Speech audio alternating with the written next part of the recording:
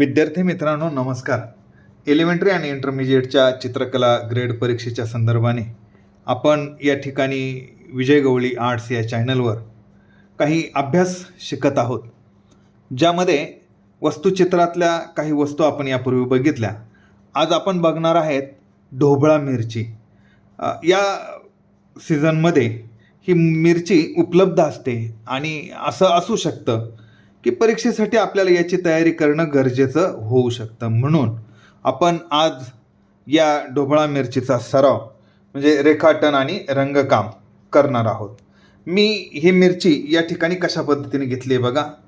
इथे हायलाईट आहे, लाईट आहे, डार्क आहे, मिडल आहे, शॅडो आहे.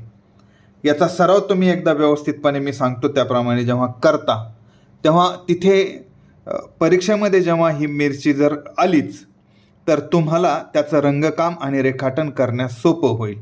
चला तर मग आता आपण या ठिकाणी या मिरचीचं रेखाटन आणि रंगकाम करायला सुरुवात करूया. आपण अगोदर रेखाटन करताना एक गोष्ट अशी लक्षात घेऊ की ती मिरची फार उंचही नाही आहे आणि फार रुंदही नाही आहे. त्या पद्धतीने एक आकार त्याचा किती असला पाहिजे,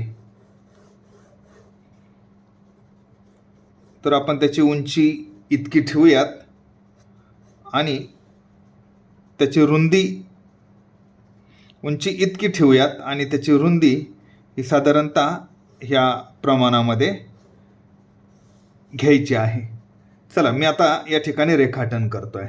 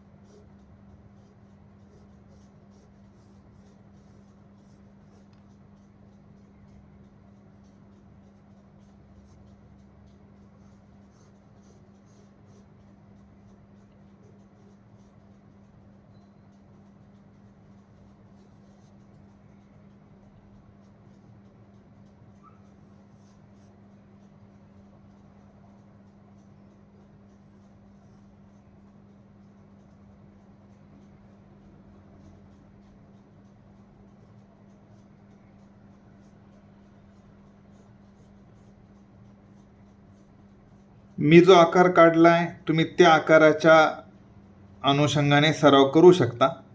परीक्षेमध्ये ही मिरची अशीच ठेवलेली असेल असं नाही, आपण त्याच्यामध्ये थोडाफार अँगलमध्ये फरक करू शकतो, दाखवू शकतो, त्याची अडचण नाही.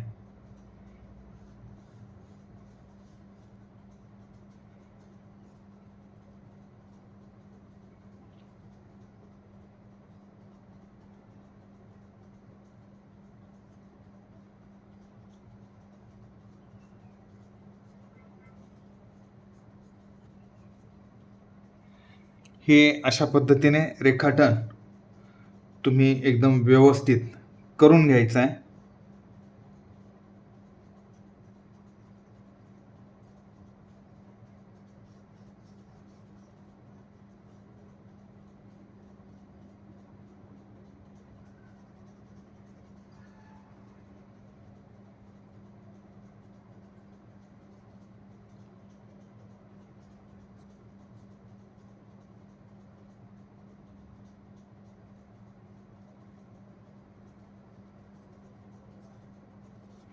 हा जो देठ आहे ना, ह्या देठाचाच हा इतका सगळा भाग आहे आणि मग इकडे ही मिरची आहे.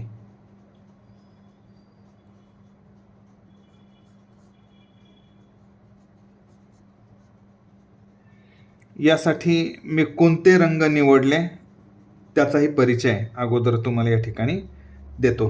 हे पहा, हे अशा पद्धतीनं आपण ढोबळी मिरचीचा आकार काढून घेतलेला आहे. मी इथे जो कलर वापरणार आहे, शेड वापरणार आहे, तर आपण पेस्टल कलरमध्ये याचं काम करतो आहे. हा आहे लाईट ग्रीन, जो मी एकदा पूर्ण भागाला देऊन त्याचं ब्लेंडिंग करून घेणार आहे. त्यानंतर मला जिथे डार्क दाखवायचा आहे तिथे असेल माझा हा डीप ग्रीन, आणि डीप ग्रीन नंतर मी याची शॅडो जेव्हा दाखवायची आहे तेव्हा मी वापरणार आहे सॅप ग्रीनचा वापर करणार आहे. तर बघा, आपण अगोदर शेड ज्याप्रमाणे आहेत, म्हणजे जिथे हायलाईट आहे तो भाग सोडायचा आहे. उदाहरणार्थ समजा हा जो भाग आहे याला मी थोडासा कमी देणार आहे, कारण ढोबळी मिरची ही चमकदार असते आणि म्हणून आपल्याला तो चमकदारपणासुद्धा इथे दाखवायचा आहे. तर ते उठून दिसेल, चित्र हे तेव्हा उठून दिसत असतं. ठीक आहे, हे अशा पद्धतीने काहीसा लाईट आणि डार्क कुठे कसा असेल याचं व्यवस्थित निरीक्षण करून मी हे ठरवतो आहे की मला डार्क कुठे करायचं आहे आणि लाईट मी कुठे ठेवणार आहे.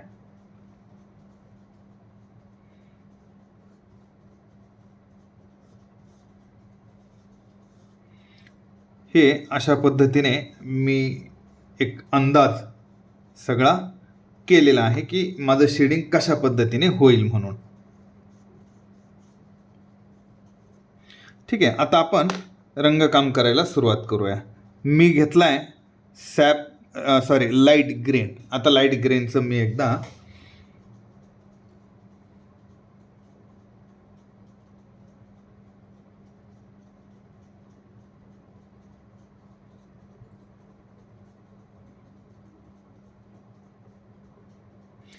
अगदी हलक्या हाताने हे सगळं अगोदर करून घ्यायचं आहे.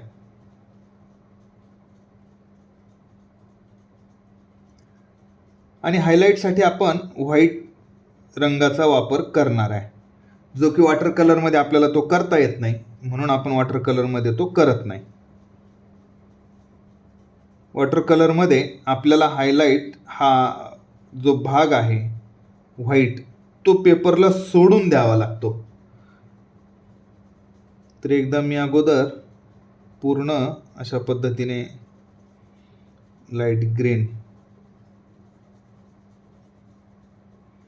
चं पूर्ण शेड या ठिकाणी आपण देऊन घेऊया.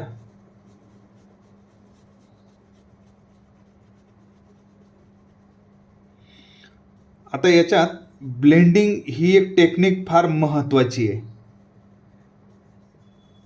कारण ब्लेंडिंग जर नाही केलं तर तो रंग एकमेकांमध्ये व्यवस्थित मिक्स झालेला दिसत नाही आणि मग ते चित्र ते तितकंसं उठावदार दिसत नाही.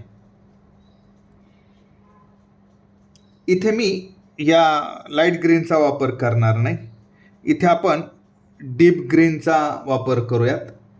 थोडासा येलो, किंवा मी सांगतो तुम्हाला पुढे जेव्हा त्याचं रंगकाम आपण करणार आहोत.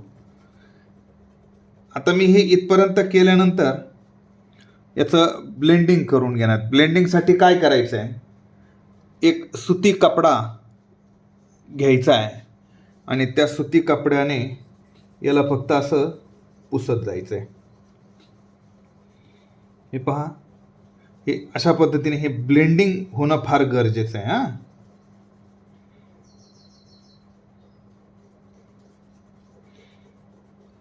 ब्लेंडिंग करताना पुन्हा ही पण काळजी घ्यायची आहे की रंग रेषांच्या फार बाहेर जाणार नाही.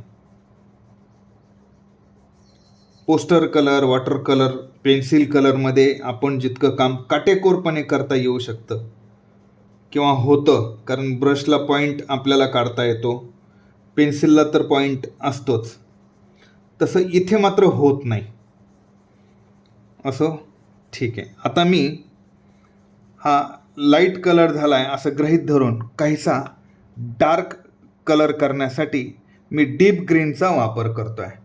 मग इथे जो डार्क शेड होता तो कसा आहे ते आपण बघूयात.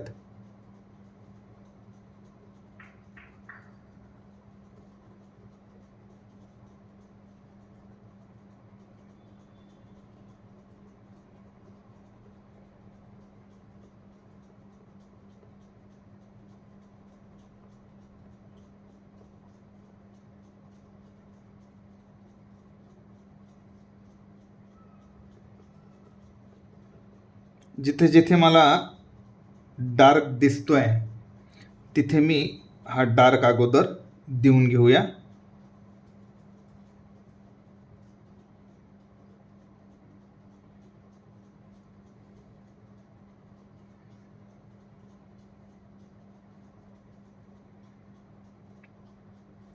बराचसा विषय हा तुमच्या निरीक्षणावर अवलंबून आहे. तुम्ही समोरच्या वस्तूचं किती व्यवस्थित निरीक्षण करता आणि बरोबर तुम्ही त्याच पद्धतीने रंगकाम कसं करता, हा विषय इथे फारच महत्त्वाचा आहे. जितकं तुम्ही बारीक निरीक्षण करता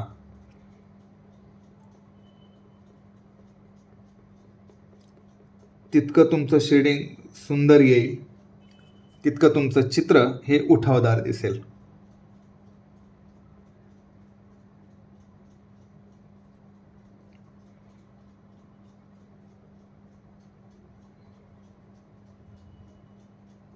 आपण याचं ब्लेंडिंग जेव्हा करून घेऊ ना, तेव्हा ते आणखीन चांगलं दिसणार आहे.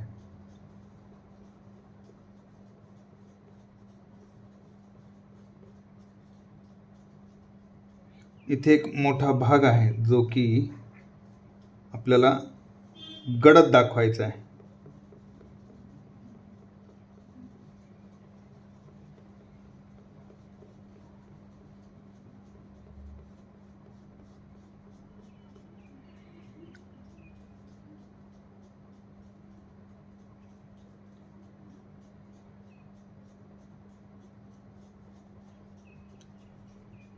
डार्कचं जे आहे ते मी बऱ्यापैकी इथे करून घेतलं आहे. आता याचं ब्लेंडिंग केल्यावर पुन्हा एकदा आपल्याला त्याच्यावर हे काम करावं लागेल. आता मी लाईट ग्रीन जो आहे त्याने काहीसा भाग पुन्हा डार्क करण्याचा किंवा गडद करण्याचा प्रयत्न करतो आहे, जेणेकरून की मी जेव्हा आता ब्लेंडिंग करणार आहे ते ब्लेंडिंग करताना दोन वेगवेगळे घटक दिसायला नको आहे.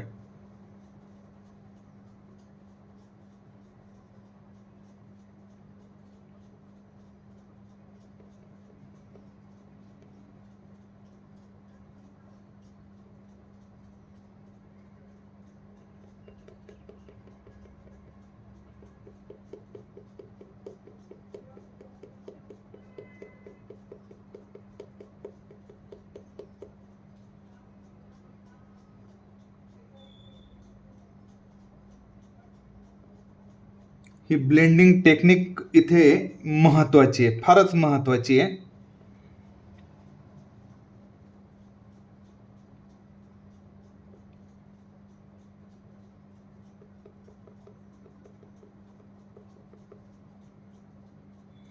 पण इथे हा खोलगट भाग आहे आणि हा वर आलेला भाग आहे.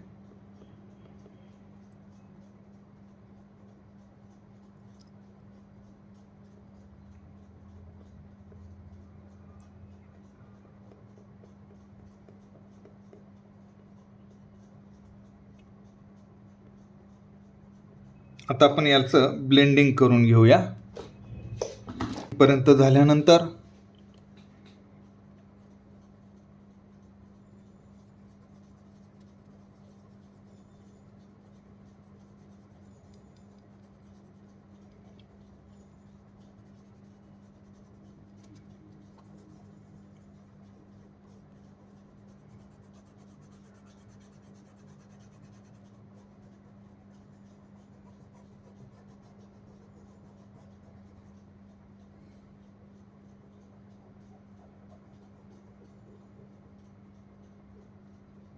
हे अशा पद्धतीने त्याचं ब्लेंडिंग करत करत हा भाग किंवा हा एक टप्पा आपण पूर्ण करून घेऊ.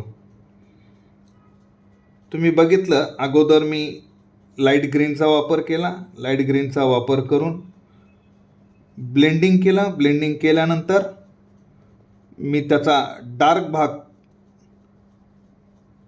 पेस्टलने रंगवला आणि त्याचं आता मी ब्लेंडिंग करतोय.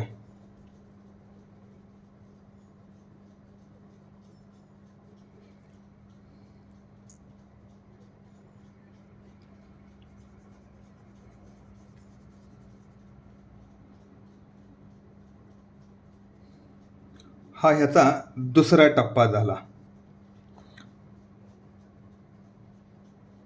आता मला याला आणखीन थोडंसं गडद करायचं आहे, म्हणून मी काय करतो आहे, डीप ग्रीन जो आपण ह्या डार्कसाठी वापरला होता तो आणखीन काही ठिकाणी वापरणार आहे.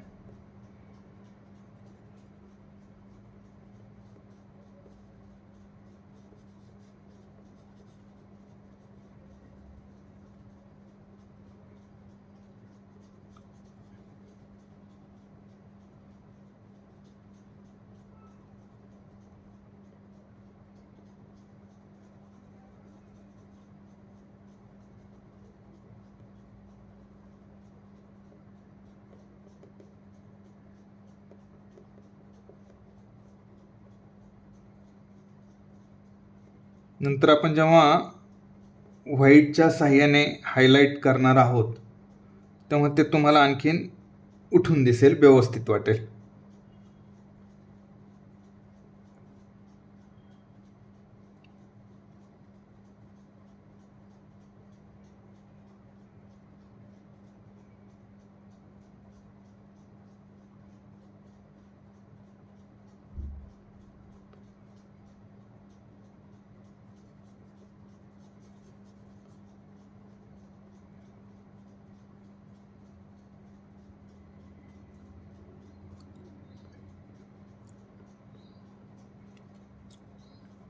याला मी पुन्हा एकदा ब्लेंडिंग करून घेणार.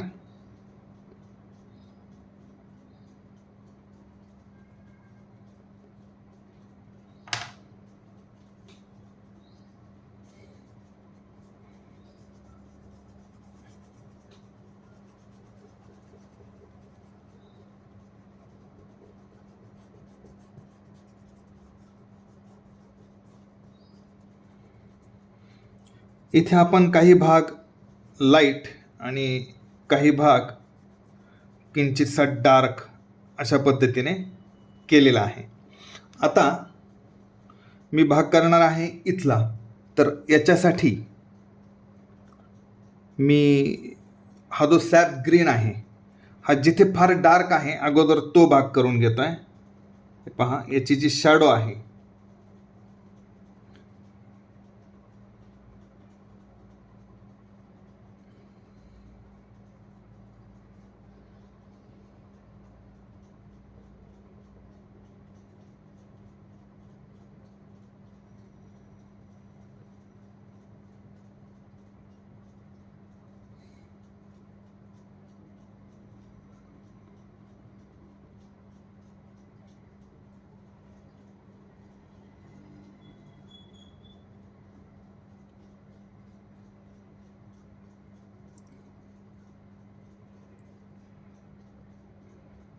इथे हा भाग जो डार्कचा मला दिसतोय तो करून घेऊयात.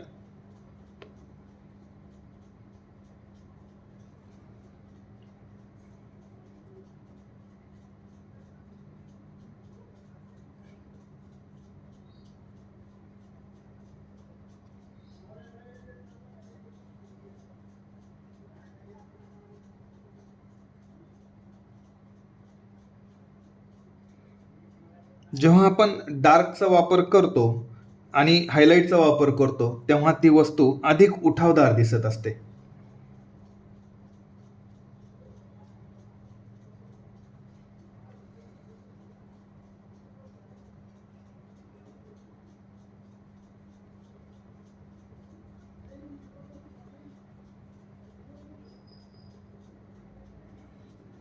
जास्तीत जास्त निरीक्षण तुमचं फार महत्त्वाचं आहे या ठिकाणी.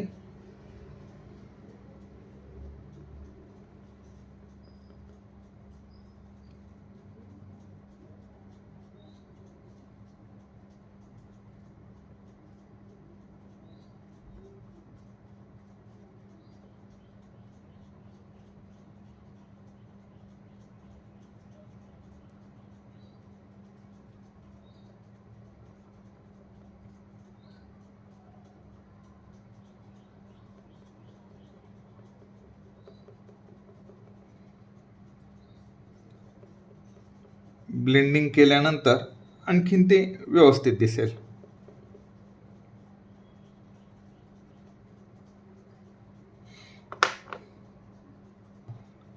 यानंतर आहे हा डीप ग्रीन.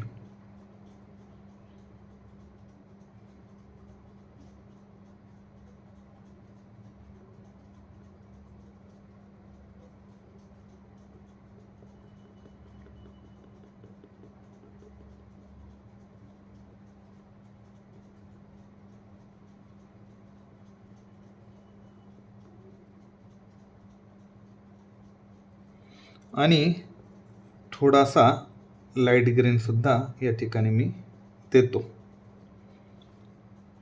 आता या झालेल्या भागाचं आपण ब्लेंडिंग करून घेऊया.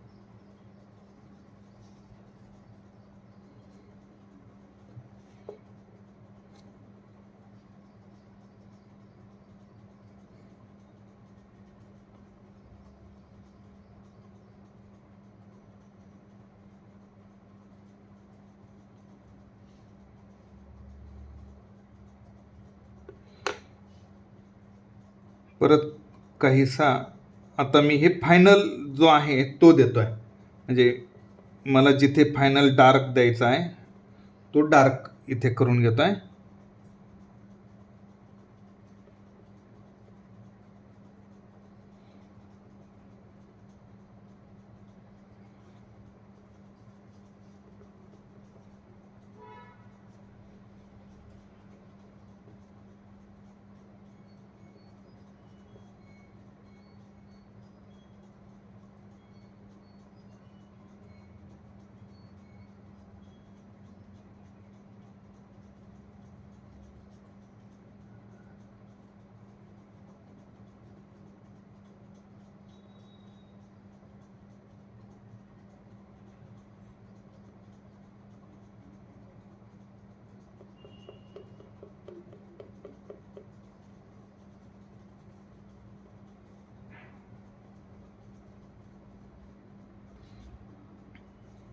हे पहा, हा शेप या ठिकाणी तयार होतो आहे.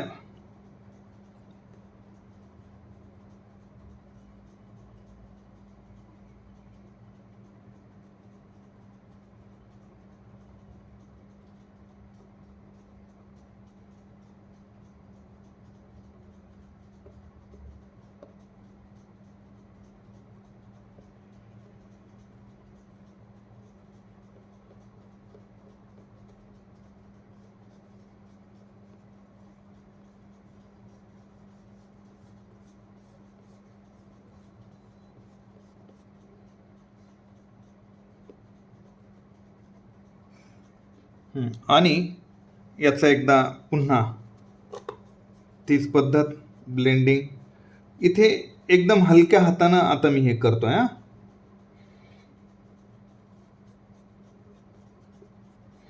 आता मी व्हाईटचा वापर करणार आहे. व्हाईटचा कुठे कुठे करतोय आपण आता इथे वापर?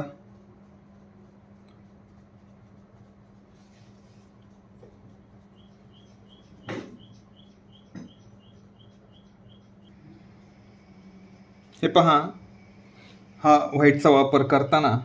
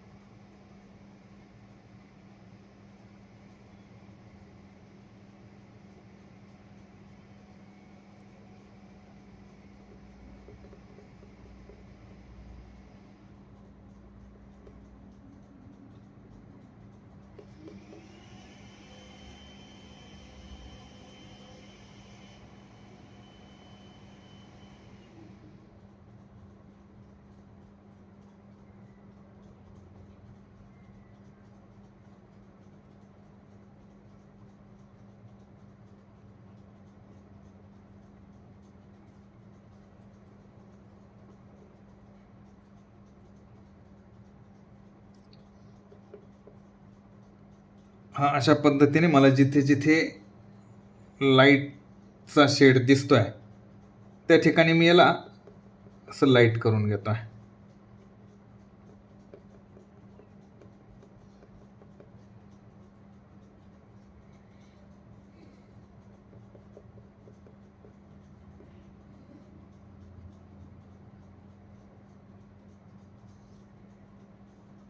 ठीक आहे. आणि मग आता याची शॅडो आपल्याला काढायची आहे. तर त्याच्या अगोदर मला काहीसा भाग डार्क करावा असं वाटतंय, म्हणून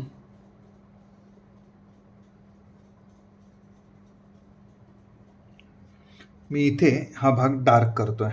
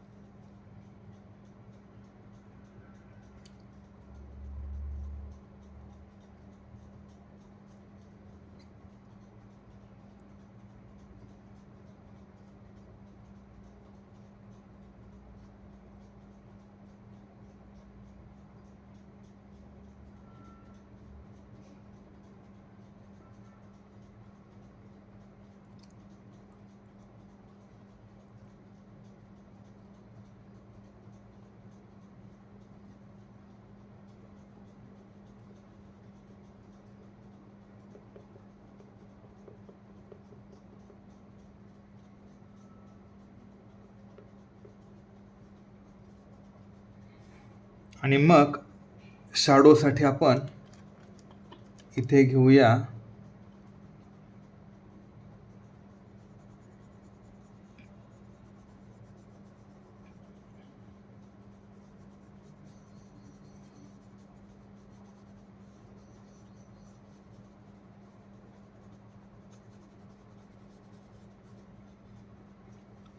थोडासा पर्शियन ब्ल्यू.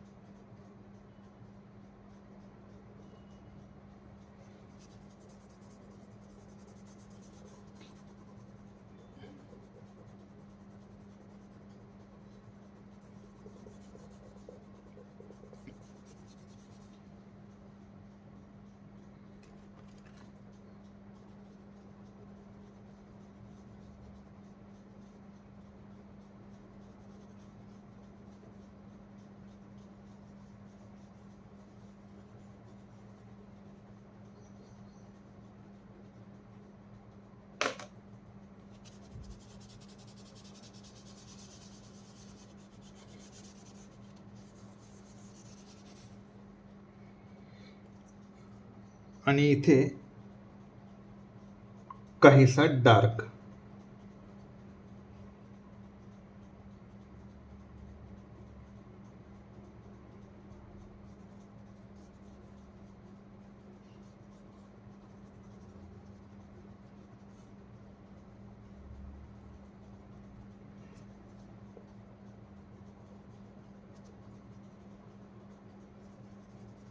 ठीक आहे विद्यार्थी मित्रांनो, हे पहा, हे अशा पद्धतीने आपण रंगकाम करून घेतलेलं आहे. जिथे लाईट आहे तिथे लाईट व्यवस्थित अगोदर देऊन घ्यायचा. जिथे तुम्हाला डार्क दिसतोय तो डार्क देऊन घ्यायचा आणि ब्लेंडिंग करत करत करत करत काम पूर्ण करायचं. ब्लेंडिंगची टेक्निक ही फार महत्त्वाची आहे. आणि जेव्हा तुम्ही वॉटर कलरमध्ये पोस्टर कलरमध्ये काम करता तेव्हा ते आणखीनच आकर्षक दिसतं किंवा आणखीन काटेकोरपणे त्याच्यामध्ये काम करता येतं. पण हरकत नाही, विद्यार्थ्यांना पेस्टल कलर तसा थोडासा सोपा जातो किंवा त्यांना तो सोयीचा वाटतो असं आपल्याला म्हणता येईल. म्हणून ते पेस्टल कलरचा आग्रह धरतात. हरकत नाही, त्यांनी पेस्टल कलरमध्ये करावं. पण जर त्यांना हीच टेक्निक पोस्टर कलरमध्ये जर वापरता आली तर त्यांनी ती निश्चित वापरावी. जास्तीत जास्त त्यांनी रंगकाम हे पोस्टर किंवा वॉटर कलरमध्ये करावं. जिथे आवश्यक वाटतं तिथेच फक्त पेस्टल कलरमध्ये त्यांनी काम केलं तर हरकत नाही. चला मित्रांनो, तुम्ही जर आत्तापर्यंत हे विजय गवळी आर्ट्स नावाचं चॅनल सबस्क्राईब केलेलं नसेल तर ते करून घ्या. या व्हिडिओला लाईक आणि शेअर करायला मात्र विसरू नका. थँक्यू.